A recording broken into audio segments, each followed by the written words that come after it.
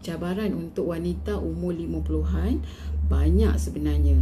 Di antaranya adalah tenaga yang merosot, tulang dan otot semakin lemah, dan juga berisiko kehilangan otot. Sebelum tu boleh follow Kak Bisa ataupun manfaat 5 butang di sebelah kanan, dan juga komen tenaga.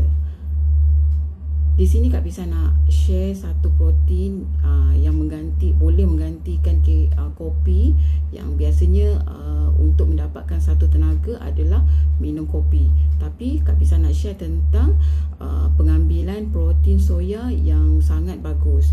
Ia juga menyokong kekuatan otot kita dan juga memberi tenaga tanpa kafein, dan juga memberi kesihatan dalaman bila di usia 50-an dan ke atas lah. Dia juga bagus untuk wanita pre-menopause dan juga wanita yang dah menopause. Nak tahu tentang protein yang Kak Bisa sebutkan, boleh komen tenaga dan klik di bio.